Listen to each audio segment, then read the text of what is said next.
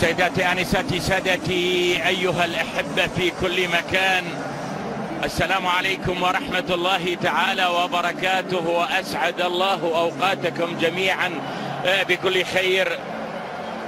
مونديال روسيا على الهواء مباشرة.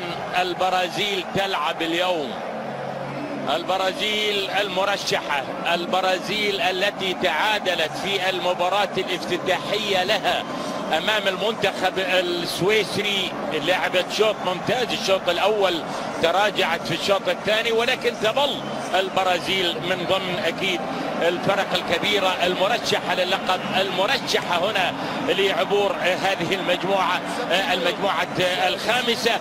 لذلك تأتي هذه المباراة أيها الأحبة مشاهدي قنوات بي إن سبورتس الأعزاء، وأنتم تشاهدون هذا النقل الحي وبشكل حصري عبر قنوات بي إن سبورتس. عدا ذلك فالموضوع يعتبر سرقة فقط لعبور هذه المجموعة الخامسة، ولكن تدخل مدافع منتخب كوستاريكا يمكن من بدري. التسديدة حاضرة من كوتينيو، اللاعب الذي سجل هدف جميل في مرمى المنتخب السويسري. سدد ويليان امام كوتينيو، المهمة في غاية الصعوبة. دوري الابطال الريال نافاس ومارسيلو، جميلة جدا. دائما تتكلم عن 18 عن 19، وبعد ذلك المنتخب السويسري. وصلت على العموم نيمار بيجي الكرة المناطق. كوستاريكا تهاجم البرازيل والكوستاريكا، وبشكل قانوني للمشاهد الكريم الذي قد يشاهد الهدف الأول، لكن الكرة مثلا فرق تفكر إلى الأمام كما تفكر البرازيل. رمية تماس اللعبة من مارسيلو، الكرة لاعب مرة أخرى. البرازيل تتقدم والبرازيل تحاول جهة اليسرى، ومارسيلو يسدد. مارسيلو اعتقد تسلل. جميل اللعبة من جيزوس، لكن اعتقد نعم يتقدم الان مارسيلو، ومارسيلو يسدد، لكنها لا ضربة مرمى. نيمار لم يظهر كثيرا. البرازيل تتقدم، وبهذا الشكل الكرة تضيع.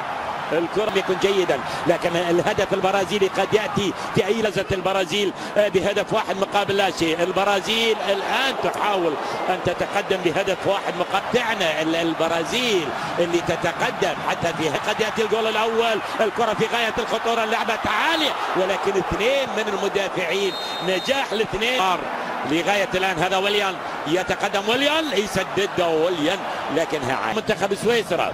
لذلك يعني وضعية كوستاريكا في قدام، وآخرين للمنتخب البرازيلي في سقوط. حكم المباراة يطالب بمواصلة اللعب.